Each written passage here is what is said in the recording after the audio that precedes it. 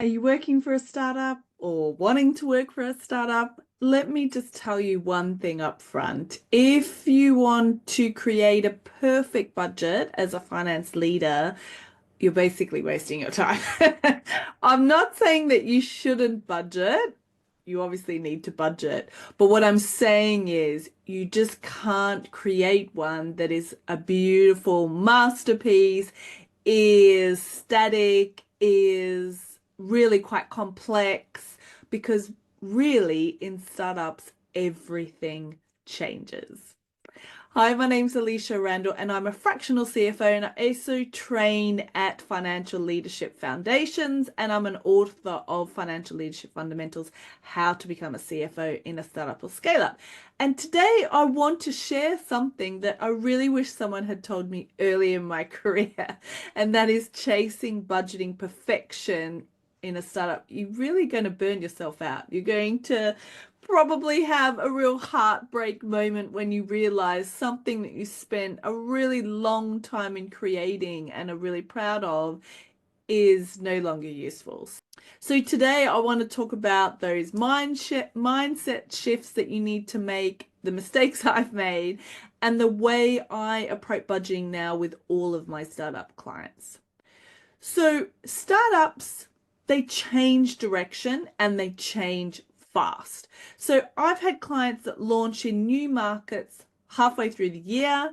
They pull out of existing ones, they pivot the product entirely, or they get a really big client and they double their monthly revenue overnight. So all of these things have happened in the last couple of years, actually. I've got one client that has pivoted their business 3 times. I've got one business that introduced a new revenue within 4 days, and it was totally new. We hadn't even thought about it before. I've got another client. They did actually land a really big client. We were only focusing on SMEs, and actually we landed a large corporation and it just blew everything out of the water. So if you build a perfect budget in Q1, it's probably going to be obsolete by Q2. Sometimes if you build a perfect budget for the beginning of the year, say January, halfway through February, it's out of date. So you have to take that into consideration. So the budget is guide, it's not gospel.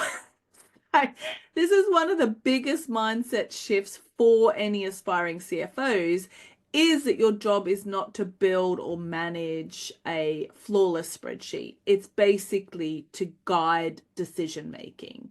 So the budget helps the founder answer, can we afford to hire this person? Can we survive the next dip in revenue? Can we extend the runway before fundraising? It's taking all of those strategic and operational goals and checking if they make financial sense. And if you're changing the operational goals, generally, does that make financial sense? And so if the budget answers those questions, then it's doing its job.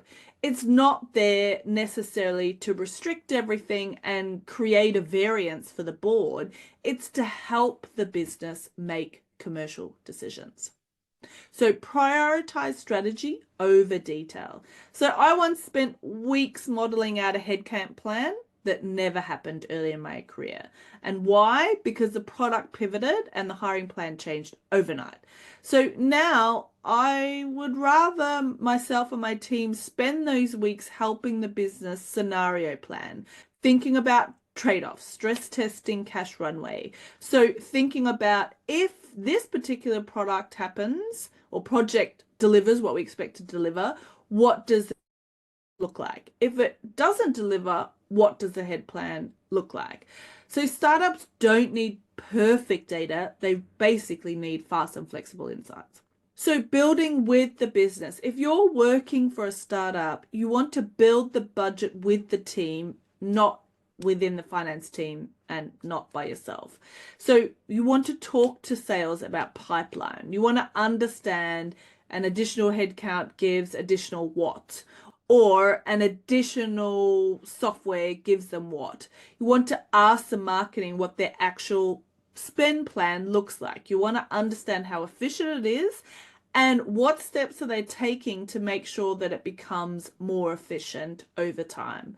You want to sit down with the founder and ask them, where do they want to be in 6 to 12 months? Where do they want to be in 3 years? What is their exit plan? What are the stresses they're getting from the board? What are all those different things? So everyone is part of the process because they're more likely then to trust the output of the budget. They're more likely to stick to it, and you're more likely to get buy-in, and you're working with the business then to make those financial decisions.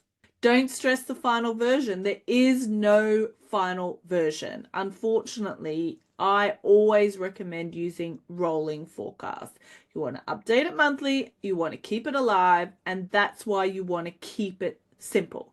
It doesn't mean that you're being inconsistent. It just means you're working in reality. So that's why you then become a trusted finance partner. If you're going to the management team 3 months after creating the perfect budget, and the budget and the actuals have so big variances, no one's going to care about the budget. And so you need to make sure that it stays relevant. And by doing that is that you use rolling forecasts. Obviously, once a business is static, a rolling forecast is not ideal, but at the early stage startup, when things keep changing, the business keeps pivoting, you absolutely need to use rolling forecasts. So the big lesson, if you're working for a startup, stop trying to be perfect. Aim to be helpful, aim to be clear, and aim to be actionable. And if you're not just the budget builder, you're a business partner. It's the way that you can shift that mindset from being a FP&A modeler into a CFO. So make sure that you're working with the business and you're helping making commercial decisions. If you want more tips like this, then please do click subscribe. I talk about how to become a really confident and skilled and successful finance leader within a startup or scale up. And if you really want more in depth, we cover in the Financial Leadership Fundamentals course and the book about all of the different ways that you can get to that level. We create a proper framework and all of the actionable steps that you need to do in order to reach that coveted CFO role. So don't forget to subscribe. New videos every week for finance leaders working in startups and scale-ups, and take a look at the FLL book and course for extra insights. Thanks, and I'll see you next week. Cheers.